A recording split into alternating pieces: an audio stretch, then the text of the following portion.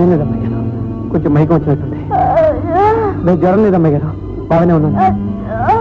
అదా ఏమిటో అదే డాక్టర్ దగ్గర ఎలా అవసరం లేదమ్మాయి గారు, పొలం చెప్తున్నా కదా. అరే లేదమ్మాయి గారు.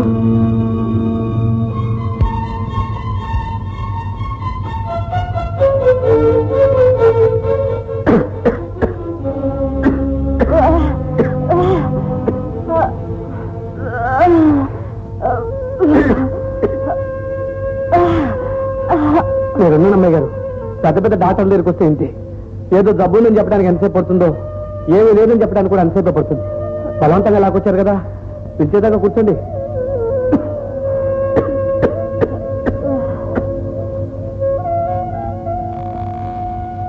రండి, మిమ్మల్ని డాక్టర్ పిలుస్తున్నారు, మీరు ఇక్కడ కూర్చోండి. మందు ఇవ్వాల్సింది నాకు అమ్మాయి గారు, మీకు కాదు. మీరు స్థిమితంగా ఉండండి, ఇప్పుడే వచ్చేస్తాగా. పదండి. రావయ్యరా, కూర్చో. నువ్వు నీ ఆరోగ్యం పట్ల ఎక్కువ శ్రద్ధ తీసుకున్నట్లు కనబడడం లేదో? ఏమిటండి? ఏమీ లేదు, నీలో కొంచెంగా టీబీ లక్షణాలు ఇప్పుడిప్పుడే కనిపిస్తున్నాయి. అంటే చేయండి.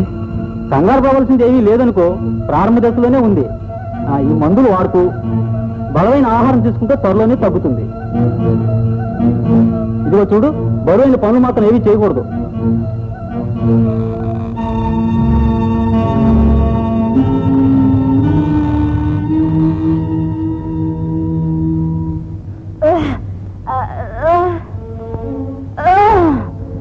నీ ఆరోగ్యం ఏం బాగాలేదు, అశ్రద్ధ చేస్తే చాలా ప్రమాదం అని చెప్పారు డాక్టర్ గారు.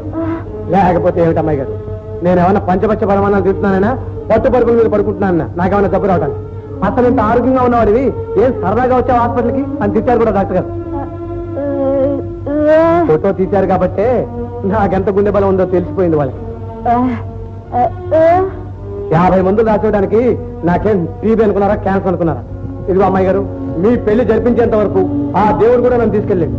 అవునండి, నిండుగా 100 ఏళ్ళు బతుకుతామని డాక్టర్ గారు ఆశీర్వదించారు కూడా.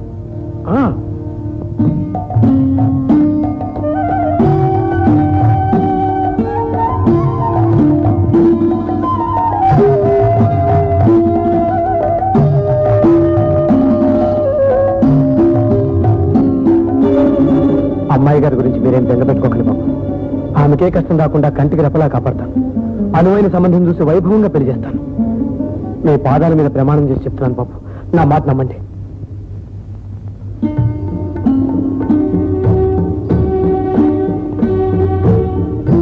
ఈ తప్పు ముగిలిపోయి నేను అయ్యగారికి ఇచ్చిన వాగ్దానం నెరవేర్చకుండానే చచ్చిపోతే అప్పుడు అమ్మాయి గారికి అదేం కావాలి? ఒంటరిగా, దిక్కు లేకుండా. వెళ్ళలేదు, అలా వెళ్ళడానికి వెళ్ళలేదు.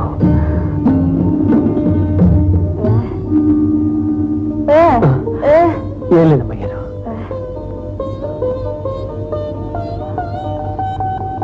మిమ్మల్ని అనాథం చేయను అమ్మాయి గారు, చేయను. వస్తానమ్మాయి గారు.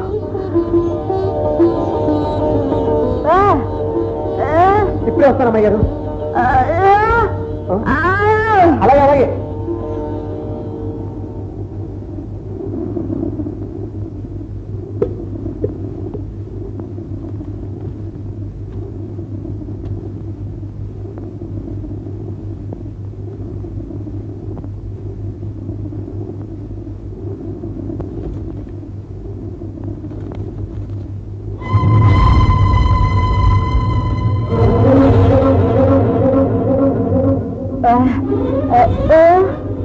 మందులు రాసేయడానికి నాకేం టీబీ అనుకున్నారా, క్యాన్సర్ అనుకున్నారా?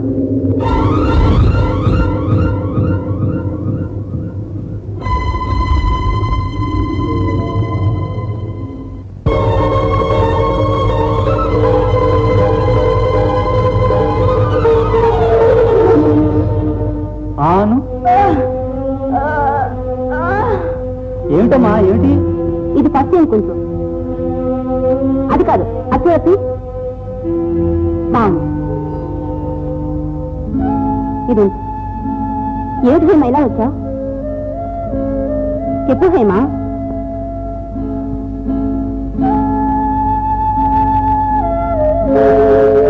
ఈ మందులని అన్నయ్యకి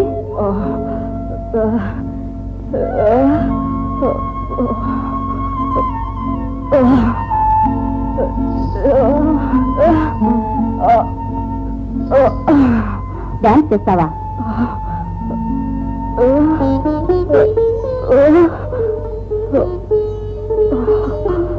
పిచ్చిదానా, ఇవి కొంటానే డబ్బు కావాలంటే నేను సర్దుబాటు చేయను. పోనీది, ఈ రూపంగానైనా నీ డాన్స్ చూసే అవకాశం మా సభ్యులందరికీ కలిగింది.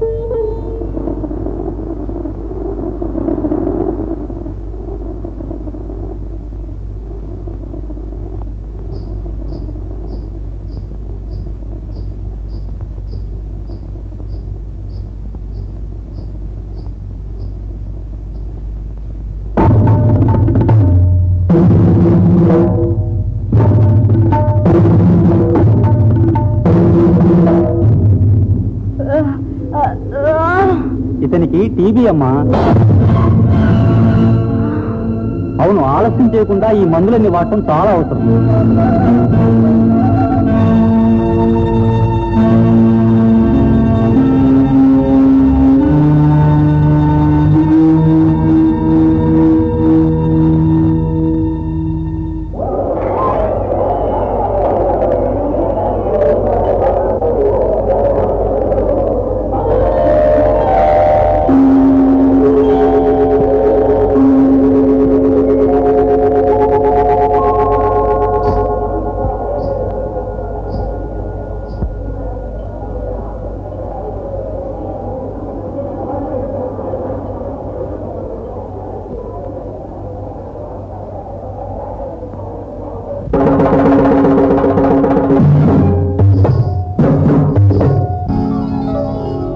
జనన జనన నాదంలో జలిపించిన పాదంలో జగము జలధరిస్తుంది, పదవి పలకరిస్తుంది.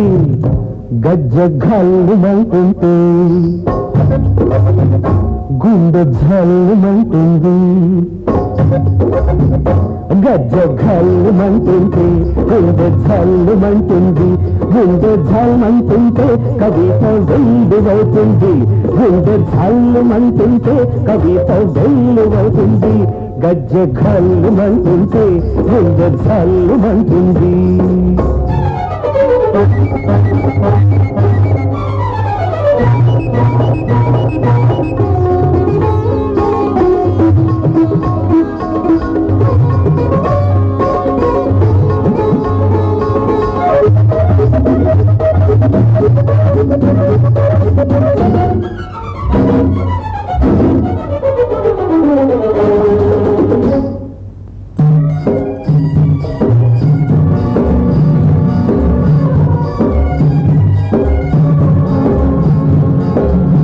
అమరావతి శిల్పంలో అందమైన కళలున్నాయి, అవి నీలో మిలమిల మెరిసే అరకన్నుల కళలైనాయి.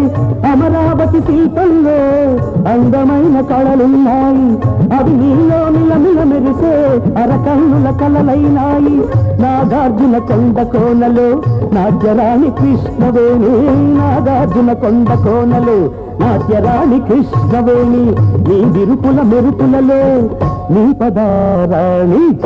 గజ్జ కల్లుమంటుంటే గుండె కల్లుమంటుంటే గుండె జల్లుమంటుంది.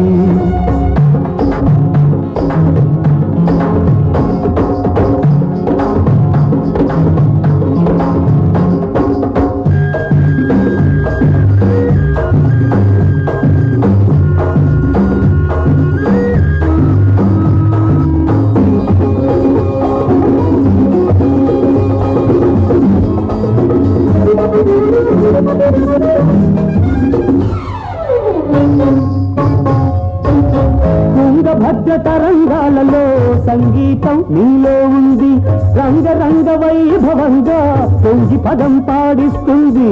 తుంగభద్ర తరంగాలలో సంగీతం నీలో ఉంది, రంగరంగ వైభవంగా పొంగి పదం పాడిస్తుంది.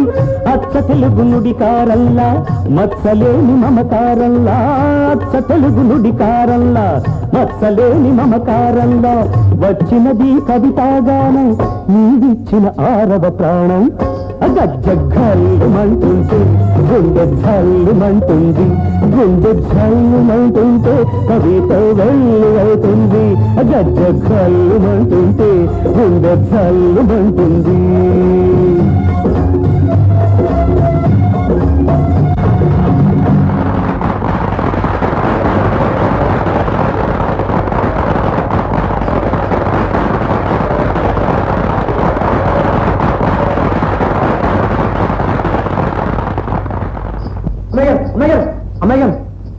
అందరూ మీ నాట్యం చూసి ఎంత పొగిడారో తెలుసా? కళా సరస్వతిని, నాట్య మయూరని, అబ్బో అంతా దండలు పుచ్చుకుని మీరు ఎక్కడా వెతుకుతున్నారు. అదండి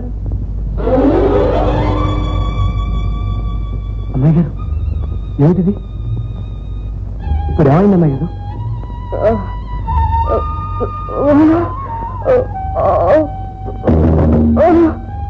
అదే నాకేమిటి అమ్మాయి గారు, బాగానే ఉన్నాగా?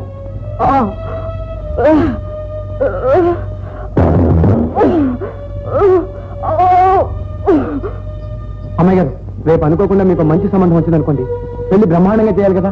మరి అప్పటికప్పుడు డబ్బు కావాలంటే ఎక్కడి నుంచి వస్తుంది చెప్పండి?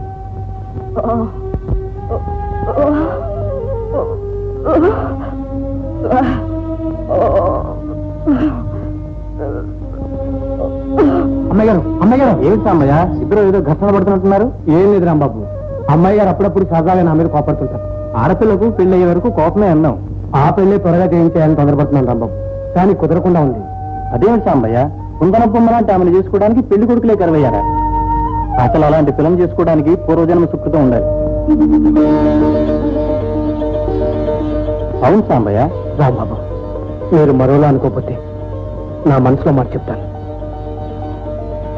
మా అమ్మాయి గారికి మీరే ఎందుకంత నేను అనుకుంటున్నాను. సాంబయ్య, రాంబాబు, మీ ఆస్తికి అంతస్తుకి సరితొక్కుపోయినా మా అమ్మాయి గారు మీ ఇంటికి మహాలక్ష్మిలా విలువనిస్తుంది. మాట ఒక్కటి లేదన్న కొరత తప్పితే మీరు ఆలోచించవలసింది ఏమీ లేదు. నా సంగతి కాదయ్యా, అసలు నేను హైమను నచ్చుతానో లేదో అభిప్రాయం కూడా తెలుసుకోవాలి కదా. ఆ సంగతి నాకు వదిలేయండి. ఒక్కరోజు గడవండి, మా అమ్మాయి గారిని ఎలాగైనా నేను ఒప్పిస్తాను, సరేనా? 2 పెద్ద చెరువులు పశ్చిమ ఆసియాలో ఉన్నాయి. వీటిని అక్కడున్న ప్రజలు ఈ చెరువుల్ని సముద్రాలు అని పిలుస్తారు. కానీ అవి మాత్రం చెరువులే. ఈ 2 చెరువులు కూడా ఒకే నది నుండి వచ్చిన నీళ్లతో ఏర్పడ్డాయి.